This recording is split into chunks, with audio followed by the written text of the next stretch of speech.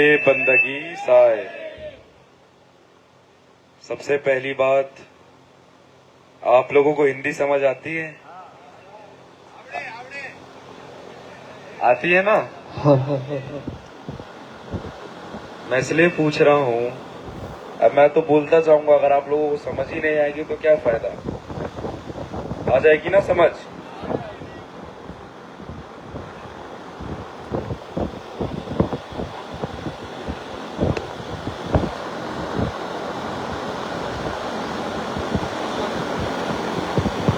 साहे बंदगी साहे।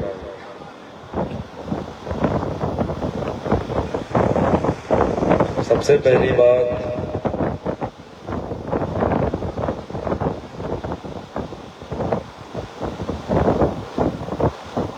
पहली बात, आप लोगों ने मेरा इतना स्वागत सत्कार किया, आप लोगों का बहुत बहुत धन्यवाद।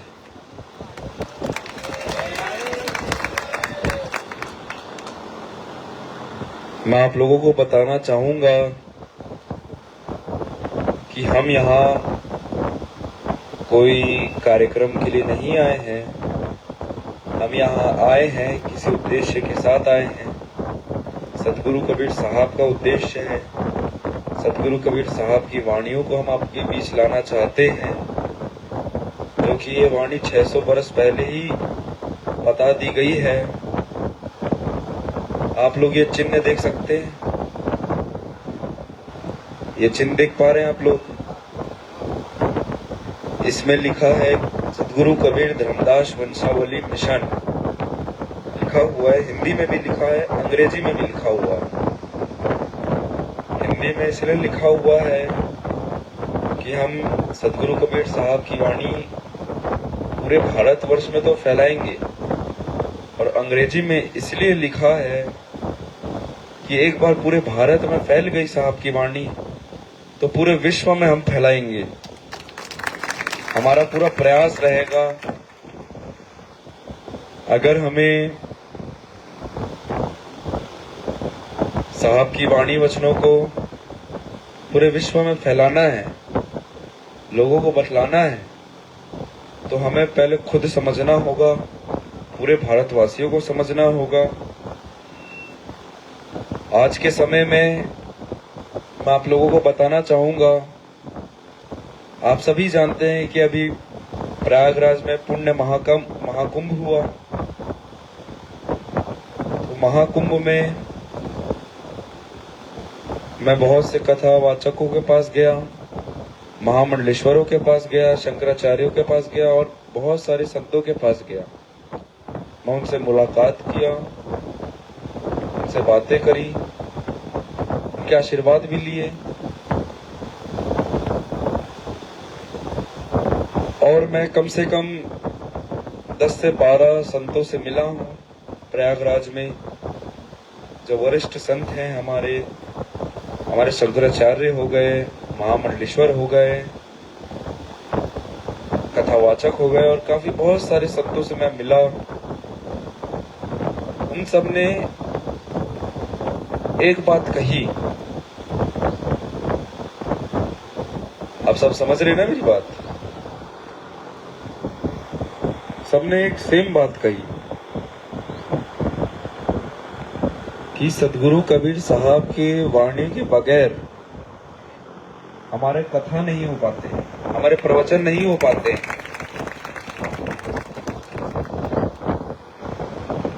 सभी संत महंतों ने मुझे यही कहा। तो आप खुद सोच सकते हैं कि हमारे सतगुरु कबीर साहब की वाणियों का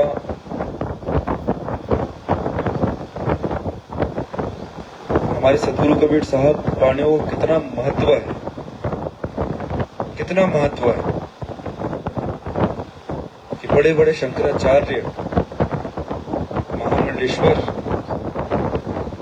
हमारे कथावाचक, बहुत बड़े बड़े संतों ने ये कहा है। सबने एक बात कही है। अभी इन्होंने कहा है, उनको मानने वाले जितने भी हैं, उन्होंने उन्होंने ये बात कही है तो कुछ सोच समझ के ही कही है। मतलब इससे ये सिद्ध होता है कि हमारे सतगुरु कबीर साहब की वाणी कितनी महत्वपूर्ण है, कितनी जरूरी है हमारे अंदर उतरना। तो ये सतगुरु कबीर धर्मदास वंशावली मिशन इसलिए ही ये बना है कि हम लोगों तक साहब की वाणी पहुंचा सके। और मैं तो यही कहूंगा कि जरूरी नहीं है कि साहब की 100 साखी, 50 साखी, हजारों साखी याद करें, साहब की बहुत सारी वाणी याद रखें, जरूरी नहीं है। साहब की आधी साखी बल्कि 1/4 साखी भी आप याद रखेंगे तो हमारे लिए बहुत है। तो साहब की एक साखी नहीं, 1/4 साखी को लेकर ये अभियान हमने शुरू किया है। और ये वाणी है जीव दया आत्म पूजा, साहब की साखी है ये। जीव दया आत्म पूजा यही धर्म का सार, कहे कबीर विचार के और शकल व्यवहार। साहब की ये साखी है। इस साखी से हमने जीव दया आत्म पूजा लिया है। आप देख सकते हैं यहाँ लिखा भी हुआ है जीव दया और आत्म पूजा। आप इसका मतलब समझते हैं? बताइए, जीव दया आत्म पूजा का मतलब आप समझते हैं? कोई बताना चाहेगा? જીવ દયા અને આત્મ પૂજાનો શું અર્થ થાય? સાહેબ પૂછી રહ્યા છે। जी, जीवों पर दया करना। और जीवों में कौन कौन आता है? सब आ जाते हैं ना जीवों में। हमें सबको एक समान मानना है, एक ही नजर से देखना है।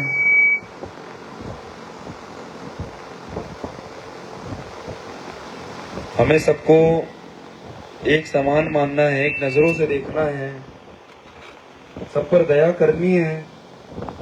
कि मैं नहीं कह रहा हूं, हमारे सतगुरु कबीर साहब कह रहे हैं। सतगुरु कबीर साहब 600 वर्ष पहले कह रहे थे। तो अब आप देख सकते हैं कि हमारे समाज में बहुत से ऐसे लोग हैं जो भटक रहे हैं। आप खुद देख पा रहे हैं, जो नई पीढ़ी है, जो नई युवा है, वो कितने भटक रहे हैं।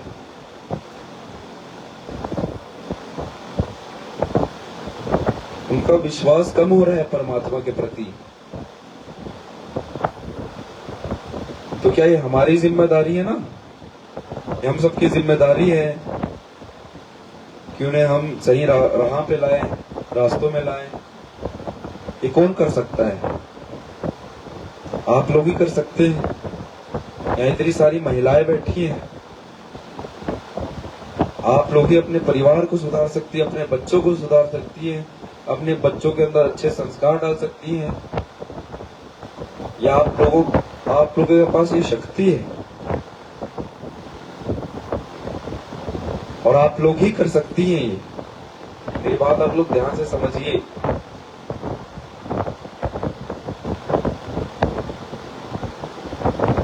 हमें जीवों पर दया करनी है। और आत्म पूजा क्या होता है? हम एक दूसरे को साहेब बंदगी कह रहे हैं ना, तो हम अपने शरीर को थोड़ी ना कह रहे हैं। जो हमारे अंदर परमात्मा विराजमान है, जो हमारे साहब विराजमान है, हम उनकी बंदगी कर रहे हैं।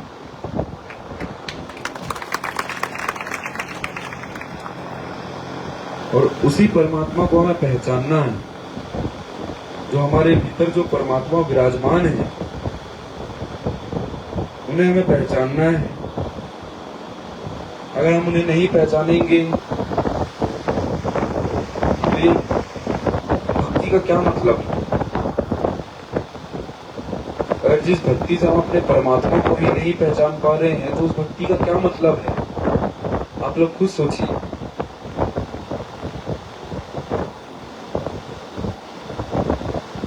घट घट में परमात्मा विराजमान है, सबके अंदर परमात्मा विराजमान है। और हमारे परमात्मा ने हमें सोचने समझने की शक्ति दी है और हमें उसका उपयोग करना है। हमारे परमात्मा को हमें पहचानना है।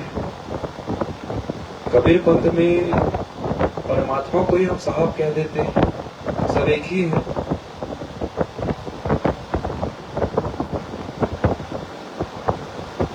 अगर हम अपने परमात्मा को ही नहीं पहचानेंगे, हम अपने साहब को नहीं पहचानेंगे, तो मतलब ही क्या है? आप लोग खुद सोचिए। हमें मानव के अंदर मानवता का संचार करना है, मानव को मानव बनाना है।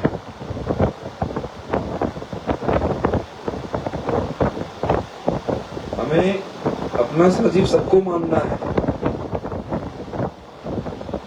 हमें सभी जीवों पर दया करनी है, सभी जीवों की सेवा करनी है, एक दूसरे की सेवा करनी है, एक दूसरे को एक समान समझना है। हम अगर एक दूसरे को एक समान नहीं समझेंगे तो हम मानव कहां से कहलाएंगे? हमारे अंदर मानवता कहां से रहेगी? हमें अपने अंदर मानवता का संचार करना है, हमें मानव बनना है, अपना सजीव सबको मानना है, तभी कुछ फायदा है। और हमें सबकी सेवा निस्वार्थ भाव से करनी है। हर चीज में स्वार्थ जरूरी नहीं है। क्या सेवा करना कोई गलत काम है? बताइए आप लोग, सेवा करना कोई गलत काम है? बताइए। आप लोग मानते हैं कोई सेवा करना गलत काम नहीं है? आप सब मानते हैं। हमें आप ये भी मानिए मेरी बात कि आप लोग रोज किसी न किसी की सेवा करिए, किसी भी माध्यम से करिए, किसी भी प्रकार से सेवा करिए, लेकिन रोज किसी न किसी की सेवा करिए। इससे बहुत फर्क पड़ेगा। हमें दूसरों के लिए अच्छा करना है, ना कि दूसरों से अच्छा करना है। हम अपने लिए अच्छा करके क्या कर ले? हम अपने लिए अच्छा करके क्या कर लें? हमें क्या लाभ होगा? हमें क्या फायदा होगा? हम दूसरों के लिए इतना अच्छा करेंगे, दूसरों की इतनी अच्छी सेवा करेंगे, इससे कितना फायदा होगा? साहब की साखी है, जब तू आया जगत में जग हंसे तुम रोए, ऐसी करनी कर चलो तुम हंसो जग रोए। हमें ऐसी करनी है, ऐसी लोगों की सेवा करनी है कि अगर हमें कोई जानता भी नहीं होगा, हमें कोई जानता भी नहीं होगा, तो हमें उसकी भी इतनी अच्छी सेवा करनी है कि जब हम जाएं तब उसके आंखों में से भी आंसू आ जाए, उसे भी अपनापन सा महसूस हो। हमें ऐसी लोगों की सेवा करनी है और हमें अपना पूरा जीवन लोगों की सेवा में ही बिताना है। मेरा पूरा जीवन, हमारी पूरी टीम का जीवन आप लोगों की सेवा में पूरा समर्पित हो चुका है। तभी तो हम 40-50 दिनों के लिए आप लोगों के बीच आए हैं। अब यहाँ से हम महाराष्ट्र चले जाएंगे 40-50 दिनों के लिए। अगर हमारा कोई स्वार्थ होता हम क्यों आते? हम तो अपने घर में आराम कर रहे होते। इतनी गर्मी में हम क्यों आते?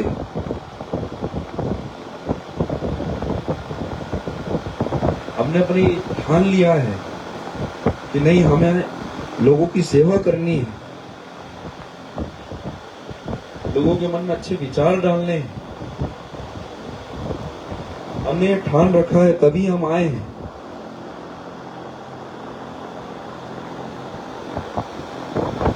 ये हमारे महान साहब बैठे हैं, किशोरदास जी, झारखंड से ही।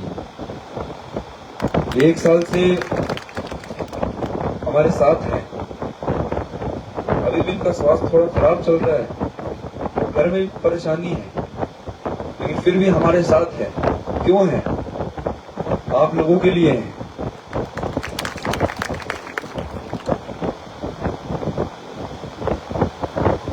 हमारे परवेज साहब जो अभी माइक पे कह रहे थे, वो उज्जैन में उनका आश्रम है, वो हमारे साथ है इतने समय से।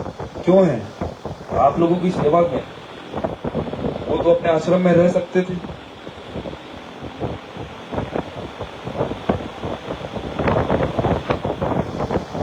लेकिन वो रहे नहीं रहे। जो हमारे ये फोटोग्राफर दिख रहे हैं, जो कैमरा चलाने वाले दिख रहे हैं, इनका भी घर परिवार है, इनसे घर परिवार चलता है इनका, ये भी सेवा में है। अब ये हमारी बातें रिकॉर्ड कर रहे हैं, इनके माध्यम से लोगों तक पहुंचेगी, लोग हमारी बात सुनेंगे, लोग हमारी बात समझेंगे, लोगों तक हमारी बात पहुंचाने का यही सबसे बड़ा माध्यम है, और इनके वजह से ही पहुंच रहा है। ये भी अपना घर परिवार छोड़कर आए हैं यहाँ पे।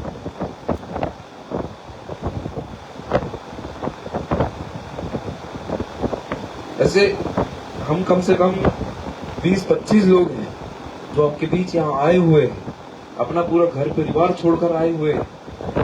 क्यों आए? आप लोगों के लिए आए, आप लोगों की सेवा में आए हैं। आप लोगों तक जीव दयातम पूजन पहुंचे, साहब की वाणी वचन पहुंचे, आप लोगों की सेवा करने, इसलिए हम यहाँ आए हैं। तो मैं चाहूंगा कि हम आप लोगों के लिए इतनी मेहनत कर रहे हैं, अपना घर परिवार छोड़कर आए हैं, तो आप लोग भी हमारी बात समझे। ज्यादा नहीं कह रहे हैं हम, सिर्फ आप लोग जीव दयातम पूजा ही समझ लीजिए, अपने अंदर सेवा भाव प्रकट करिए, इतना हमारे लिए काफी है। हमारे रामदास जी यहीं के हैं, लेकिन पूरी यात्रा में इनका ही सहयोग है, इन्होंने ही पूरी रूपरेखा बनाई है। ये हमारे साथ पूरी यात्रा में, इनका भी तो काम धंधा है, लेकिन है ना हमारे साथ। क्यों है? आप लोगों के लिए है। मैं आप लोगों से ज्यादा कुछ नहीं मांग रहा हूं।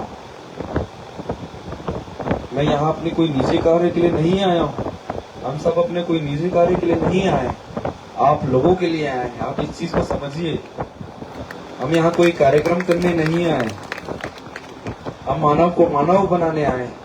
हम सदगुरु कबीर साहब की वाणी वचन को यहाँ आप लोगों के बीच पहुंचाने के लिए आए हैं।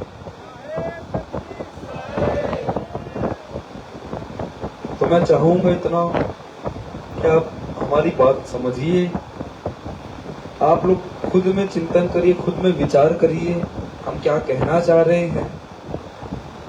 अगर आप एक दूसरे से चर्चा करेंगे तो आप लोग उलझ भी सकते हैं, मेरी बातों का गलत अर्थ भी लगा सकते हैं।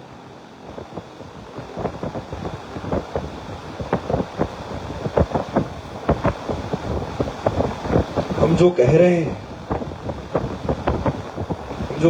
हैं कि सदगुरु कबीर साहब की वाणी आप तक पहुंचा रहे हैं। हम ये जो सब कर रहे हैं, लोगों के लिए कर रहे हैं, जीवों के लिए कर रहे हैं, इसमें आप लोग अपना सहयोग करिए, समर्थन करिए हमारा, हमें और कुछ नहीं चाहिए।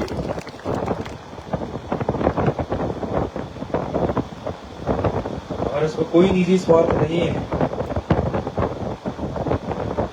हमारे एक स्वार्थ है, जो है मानव को मानव बनाना। हमारे पूरे टीम में